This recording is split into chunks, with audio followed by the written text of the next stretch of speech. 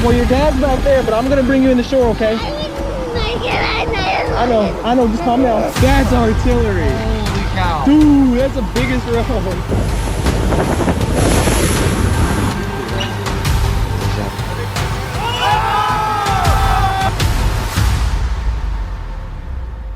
These 30 real fishing encounters, all caught on camera, reveal the dark side of a simple day on the water. Let's dive in.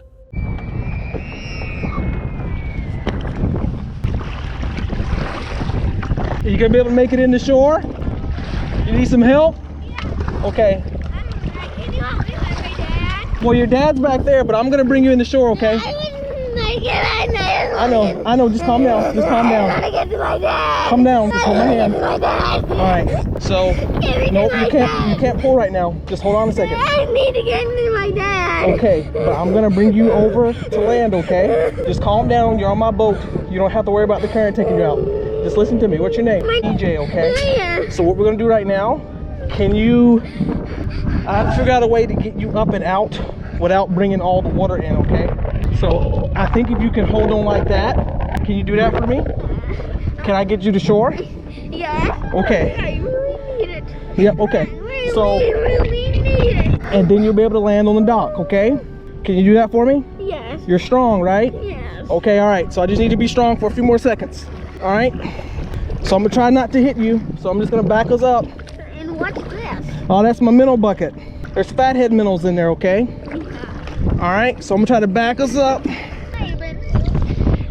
My dad's Yep, your dad's not gone. He's just on the other side of that grass over there, okay? Yeah, I know this. I've been screaming it for a long time. I know, yep.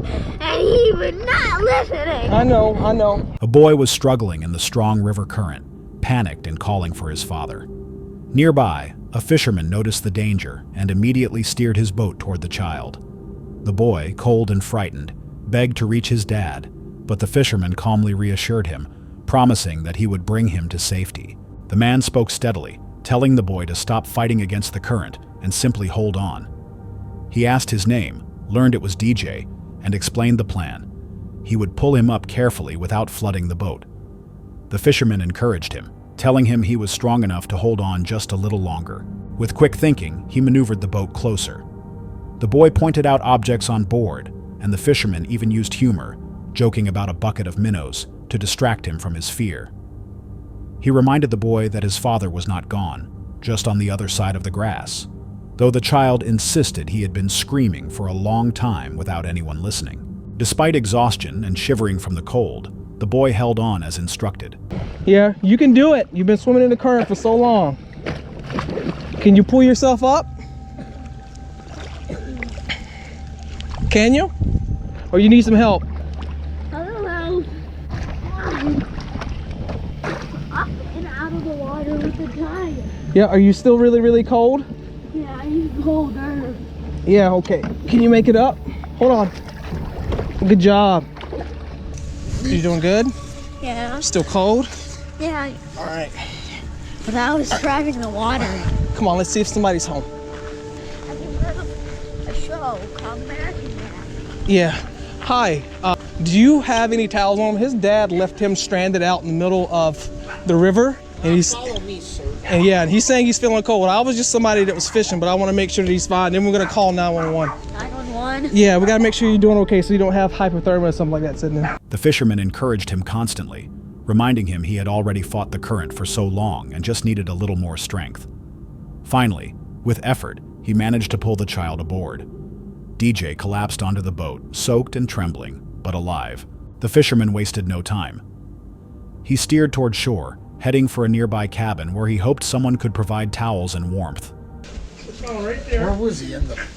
Yeah, he was in the bay. When I came up fishing, his dad was right next to him, Yeah. maybe 30, 40 yards west or east of the ramp there, and the current that swept him all the way out here. Oh.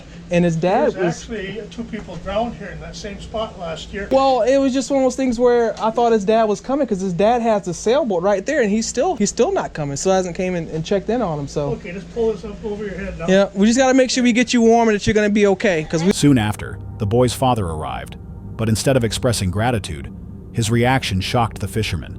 Very pleased to meet you. Yep. Sounds like he was a bit nervous. The man seemed to blame the child rather than acknowledge the seriousness of what had happened. To get him in as far as we can to the nearest dock. Yep. Then he starts telling me that he's shivering, so I'm like, I don't know if the kid, how long he was in the water or if he could have hypothermia. So I was like, I'm just gonna call EMS, have them check him out. And then I was happy I did come here because they were here, had a boat, was able to come and get you. Yes. But yeah. No, I'm very thankful of that. Me too. First I say 1,000 and then thank yous. Yep. But say a bunch of hassle. Yeah. Because the river takes him a little bit, and I said, Yeah. calm down, slowly swim to shore. Yep. You got this. We've been in this before. Yep.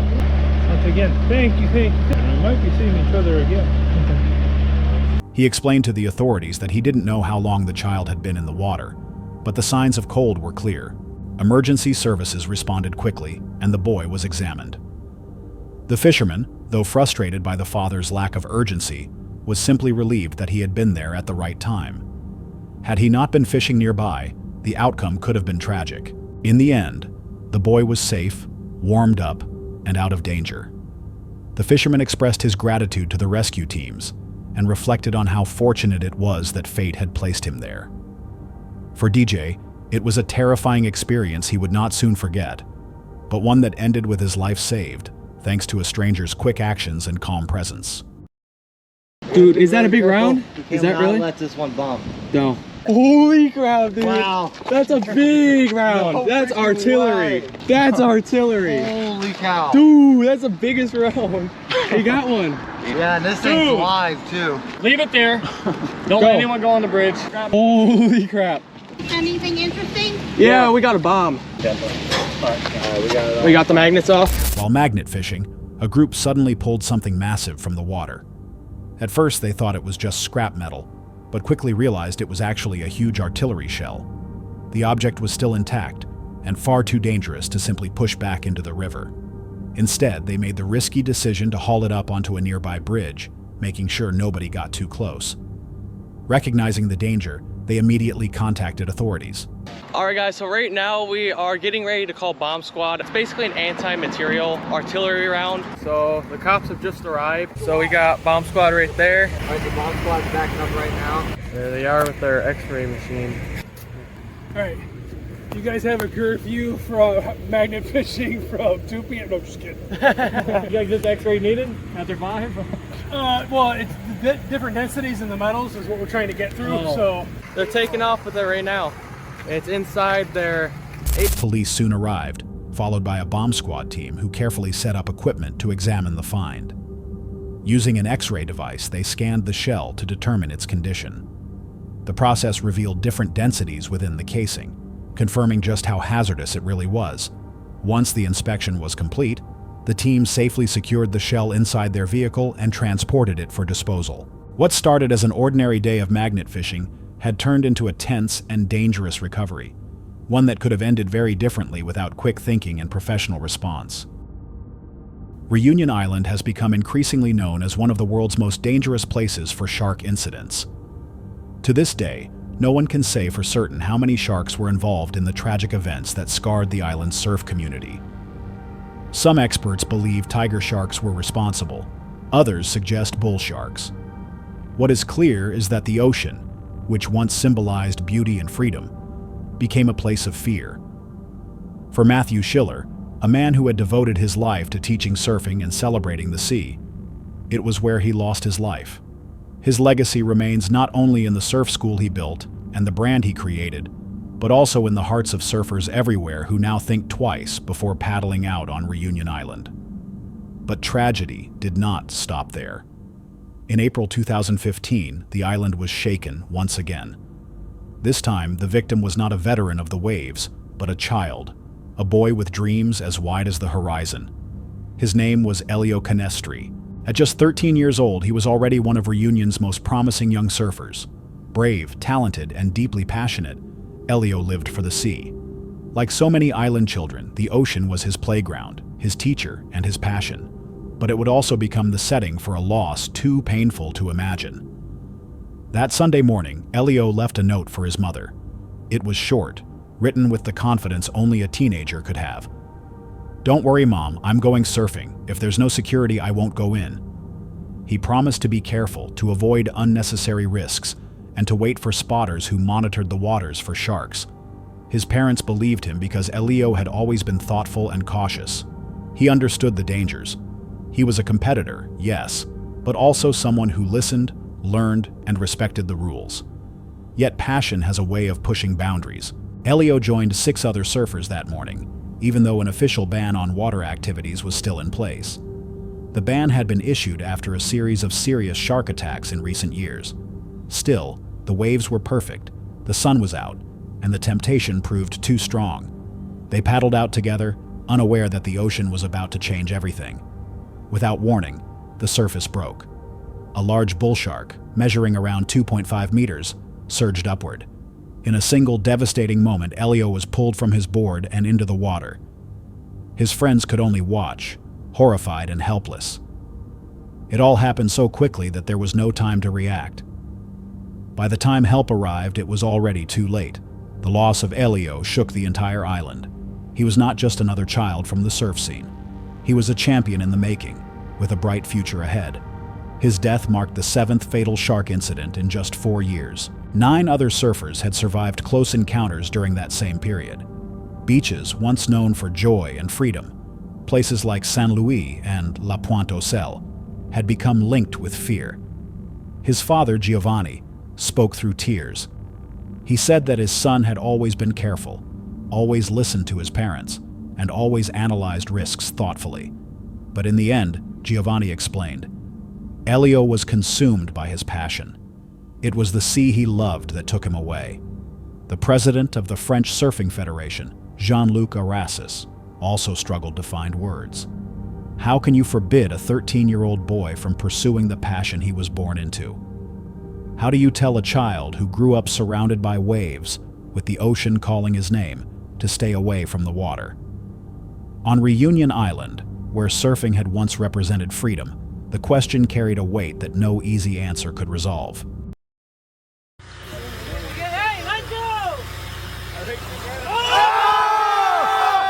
Out in the middle of the ocean, the group expected nothing more than a routine catch. But instead of hauling in a fish, they suddenly came face to face with a massive great white shark. Appearing without warning, the shark snatched the tuna right in front of them, leaving the crew completely stunned. Seeing such a powerful predator up close was an unforgettable experience, frightening in its intensity, yet equally mesmerizing as they watched the ocean's top hunter in action. On January 4th, 2025, there was finally a breakthrough in the disappearance of Tommy Braley, who had been missing since 2017 after last being seen at Brews Bayou and Grill in Sumter, South Carolina. For years, his family had searched tirelessly. Tommy had vanished along with his silver BMW 325i, and despite extensive efforts, no trace had been located. Local teams repeatedly scanned waterways, hoping to provide answers, but the mystery remained unresolved. Yeah, so we're gonna be using the sonar boats today to run sonar and scan them, and hopefully we can give the Braley family some answers. I know they've been desperately looking for answers, searching for Tommy for, ever since he's been missing. So let's get out here, start searching, and hopefully see what we can find. Check back, you see if you see anything. Like 3 feet. Back there. I mean, nothing jumps out to me. Shooting 50 feet would be pretty big. In early January, a dedicated magnet fisher working with Jason Serrata used sonar technology to scan areas near Highway 401, a route Tommy was believed to have traveled. Their search soon revealed something unusual beneath the surface. All right, I have my drone in the water. Got it set up on the app so you can see on the screen. We're gonna send her down and see what this object is. Let's go down.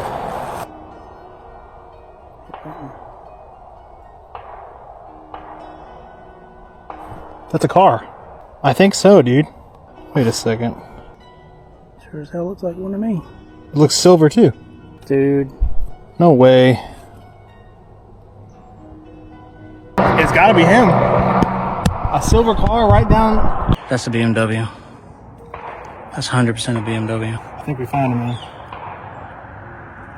You're not gonna be able to tell anything. There's usually a logo right there at the top where the two grill pieces come together. That's it. That's this BMW. We found Tommy, I bet. That's gotta be Tommy. That's gotta be Tommy. Dude. Dude. This case This is exactly where I want. The first place I looked was right here. But like I said, all I had was a rinky-dink magnet and throw it in right here. Who knew he was going to make it all the way? With sonar readings pointing to a possible vehicle, a drone was lowered into the water to capture footage. The images showed the outline of a car resting in the creek. Excitement and disbelief filled the team as the details became clearer. A silver vehicle, unmistakably a BMW. They knew they had likely found what investigators had been looking for all these years. The submerged car was located about 10 feet underwater near Crestwood High School. Authorities later confirmed that the vehicle was indeed Tommy's BMW, and alongside it were remains that brought heartbreaking confirmation to his family. After 7 long years, the discovery finally gave the Braley family the closure they had been waiting for.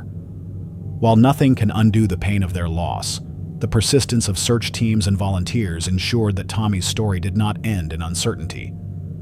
The community of Sumter, which had followed the case for years, came together in support. For many, this discovery served as a reminder of the importance of continued searches in missing person cases, and the hope that even after many years, answers can still be found. Struggling against an unseen force,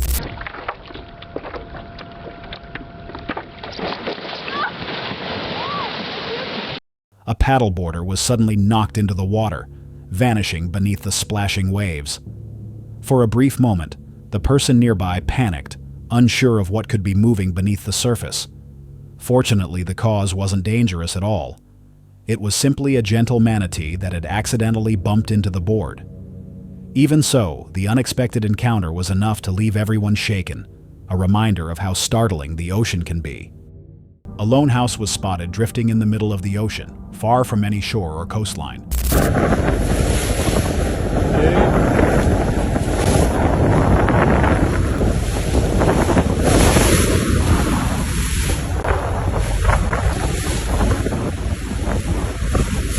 It looked strangely out of place, sitting isolated on the open water as ships passed by.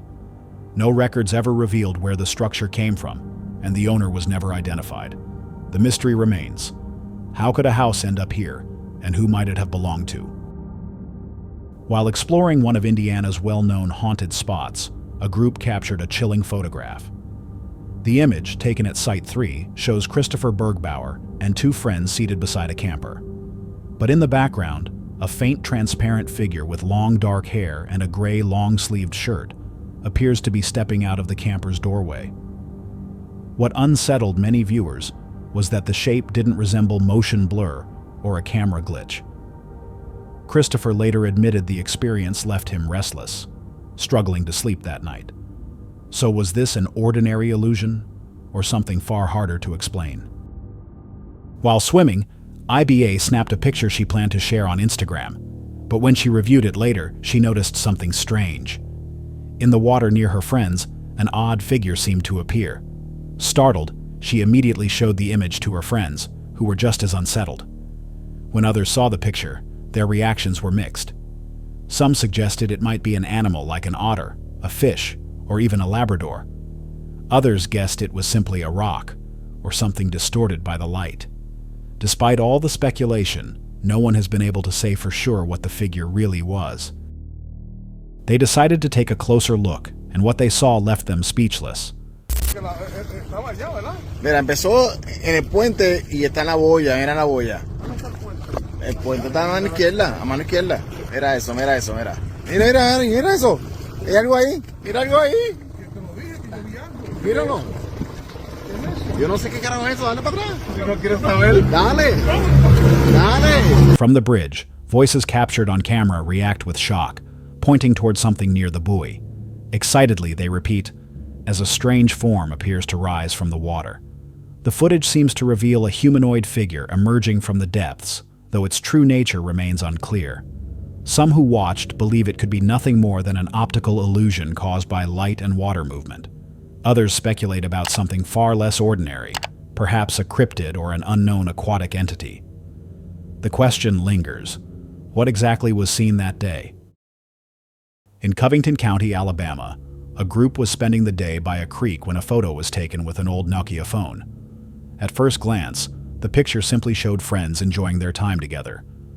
But upon closer inspection, a faint and unsettling figure appeared in the background, one that didn't seem to belong to anyone there. The group insisted they had been completely alone, which made the image all the more puzzling. Was it a trick of the light, a camera glitch, or something harder to explain? While walking along the shoreline in winter, a woman was suddenly caught off guard as massive waves from a king tide crashed in. Oh shit. No, no, no, no. Oh no. Oh my God. Oh my God. The powerful surge pulled her into the water, leaving her briefly trapped and struggling against the force.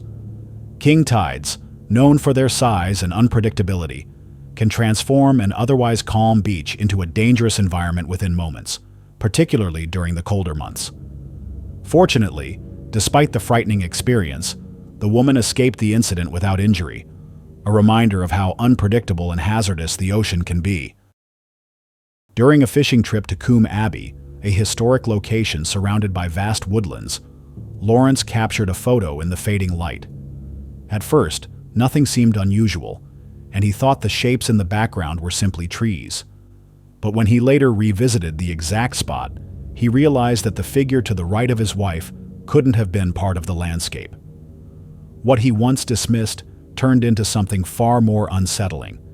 Since then, Lawrence says he has experienced unusual activity, shadow-like figures, and unexplained noises around his home.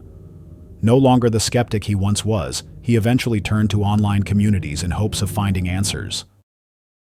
At first, everything on the boat seemed calm, but the situation quickly changed when a massive alligator gar suddenly launched itself out of the water and into the vessel. The unexpected leap startled the men, and for a brief moment, one of them was nearly bitten. Thinking quickly, they managed to control the thrashing fish by securing it with a rope, preventing the chaos from getting worse. Fortunately, despite the close call, both men escaped the ordeal without injury, left only with a wild story to tell. During his search, he made some surprisingly dangerous discoveries. Among the items pulled from the water were an old military helmet, a shell possibly linked to heavy weaponry, and even a submachine gun. Realizing the potential risk, he immediately contacted authorities to report the finds. Later, he uncovered a hollow grenade along with several other objects that clearly required careful handling. What amazed him most was that all of these hazardous items had remained hidden underwater for so many years. Thankfully, officials were able to take control of the situation. And now, let's move on to the next unsettling clip. A caiman was spotted in the water, suddenly surrounded by a swarm of piranhas.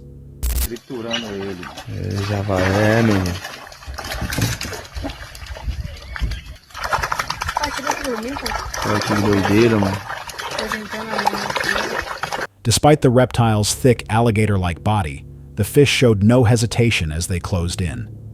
Within moments, they began attacking, focusing on its abdomen with astonishing speed and precision. The sheer efficiency of the feeding frenzy suggested that the animal could be reduced to little more than bones in just minutes. Watching the scene unfold left the group deeply unsettled, a stark reminder of the dangers hidden beneath the surface. From that point forward, they approached the surrounding waters with far more caution and respect for what might be lurking below.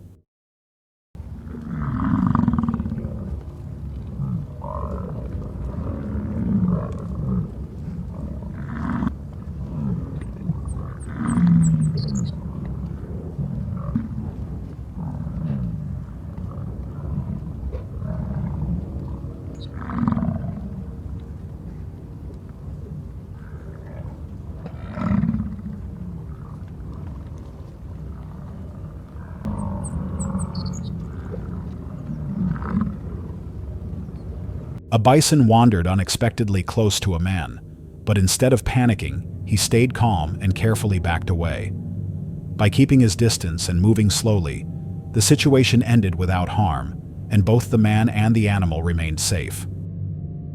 At first glance, the boat seems to be floating high above the water, creating a surreal and almost otherworldly illusion. This rare sight is actually a natural phenomenon called a superior mirage. It happens when layers of warm and cold air bend light in just the right way, causing objects on the horizon to appear as though they are suspended in the sky. Though uncommon, these mirages never fail to amaze those lucky enough to witness them. One story that deeply shook the surfing community was that of Matthew Schiller, a former French bodyboarding champion. Schiller's name was well known in the world of surf, especially on Reunion Island, a tropical paradise in the Indian Ocean. Crowned national champion in 1993 and part of the European team victory in 1995, Schiller had lived his life on the water. Beyond competing, he became a lifeguard, a surf coach, and the founder of Buchan Surf School, where countless young islanders learned to ride their first waves. He even launched a clothing line called Local Brothers, which supported and sponsored local athletes. To many, he was not only a competitor, but a mentor, a guide, and a friend. But on September 19, 2011, the ocean he loved turned against him. That day, conditions at Buchan Kano were rough. Red flags had been raised by lifeguards, warning of strong surf and dangerous waters. Still, experienced surfers like Schiller often saw such warnings as part of the lifestyle. The waves were rolling, and more than a dozen surfers had already paddled out, unaware of what was waiting beneath. Just after noon, the unthinkable happened. According to multiple witnesses, Schiller had ducked beneath a wave when the surface suddenly erupted in violent motion. A large shark struck him first, leaving him badly injured. Despite the chaos, Schiller fought back, using his bodyboard to defend himself. Then reports suggest additional sharks appeared. In moments, the scene turned frantic. Other surfers nearby shouted warnings and rushed to help. Yves Delaplane managed to reach Schiller, trying to steady him on a board. Vincent Zipecki, a lifeguard, paddled into the turmoil, refusing to leave his friend behind. Together, they attempted to bring him to safety, but the sea was unforgiving. A powerful wave crashed over them, knocking Zipecki off balance.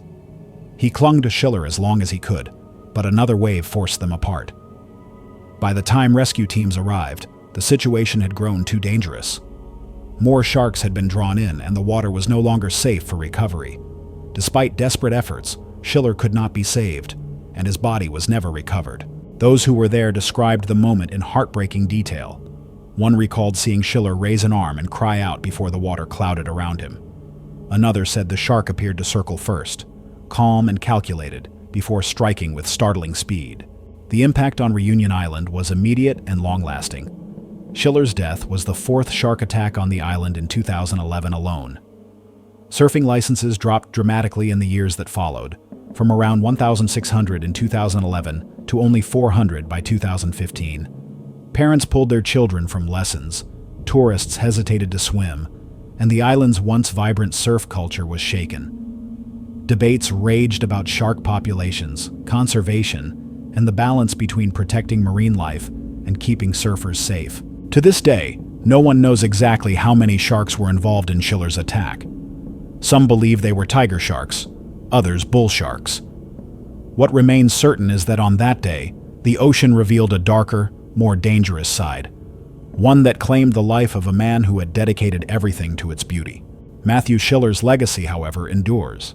It lives in the surf school he founded, in the brand he built, and in the hearts of those he inspired. For every surfer who now looks out over the waves of Reunion Island with hesitation, his story serves as both a warning and a reminder. The sea, as beautiful as it is, can be unpredictable and unforgiving. At 6:00 a.m. in Minnesota, the lake was completely calm and nothing seemed unusual in that moment. It wasn't until later, when looking back at a photo, that they noticed a mysterious shape in the water near the tree line. The blurry quality of the picture made it hard to tell exactly what it was, though the person who shared it insists they had been alone out there. Some believe it could simply be someone in a small boat or kayak, while others think it might be something harder to explain. It wasn't until later, while going back through his footage, that he caught something unusual in the upper left corner. A faint movement seemed to show a figure briefly peeking out from the bushes, before disappearing almost instantly. Skeptics argue the recording is far too unclear to identify anything with certainty, while others suggest it might connect to the long-standing Bigfoot legends. Was this nothing more than a trick of the light, or could something truly have been hidden in the wilderness, quietly watching from the shadows? Just at the edge of the camera's flash, a figure briefly appeared. A full search of the ship later turned up no one, and the gangway, which was monitored at all times by CCTV, showed no record of anyone leaving. The figure was never spotted again, and no trace of their presence was ever found. Some suggest it might have been a hidden stowaway, while others wonder if it was something less easily explained. To this day, the mystery has never been solved. They recalled hearing something unnerving, a faint cry echoing from the far end of the yard.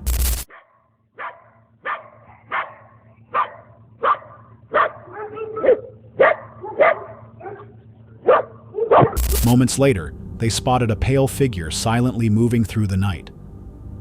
With the closest neighbor miles away, the sense of isolation only made the sighting more disturbing. Stories of a mysterious lady in white have circulated in folklore for centuries, often connected to tragic tales or legends, such as La Llorona. But what exactly did they witness that night? It was then that he noticed a strange figure standing in the water. He recalls that only one friend had been with him on the beach that day, who was also visible in the background, but he has no memory of this girl. At first, he assumed his memory was playing tricks on him and thought it must have been just another swimmer. Still, something about the image feels unsettling, especially the way the figure seems to look directly into the camera. And it leaves the haunting question, what if his memory wasn't wrong after all? In the unsettling photo, a figure seems to be reaching upward toward the surface. Authorities later confirmed the remains belonged to Jacob Van Zandt, a 24-year-old who had been missing since February 17th. Jacob was last seen leaving a restaurant in downtown Lodi before driving off in his white 2004 Honda Pilot. When he didn't make it back home to Stockton, his family filed a missing person report, according to the Lodi Police Department. What stirred debate online was the image itself. How could someone who had been underwater for months appear in that position? Some believe his body may have shifted due to being caught on a rear seat, slowly floating upward, but others question if there might be another explanation behind the disturbing picture. A frozen sea stretches out, scattered with massive jagged slabs of drifting ice. Towering waves slam against the boat's sides, a stark reminder of both the raw power of nature and the peril hidden in these waters. A nighttime photo taken near the water appears to show a strange humanoid figure moving toward a man. Its unsettling shape doesn't quite resemble a normal person, leaving many uneasy about what was captured.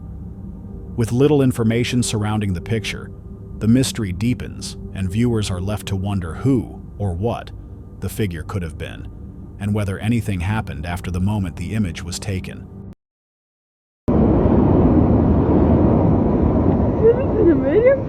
In the footage, a shape that looks strikingly similar to a mermaid can be seen moving through the water. But with no location provided and no additional details shared, it's impossible to know for certain what was actually captured, leaving the sighting open to interpretation. In Michigan, if you look closely behind the middle bike in this photo, something unsettling seems to appear. A faint, human-like shape can be seen under a tree, almost as if it were watching. Angie only noticed it after her husband sent the picture to let her know he had safely reached their campsite. Curious, he later went back to the spot where the image was taken, but nothing unusual was there. So, what exactly did the camera capture? That's all for tonight's video. Which encounter gave you chills? Let us know in the comments below. Got your own experience? We want to hear it. And whatever you do, don't miss what's coming next.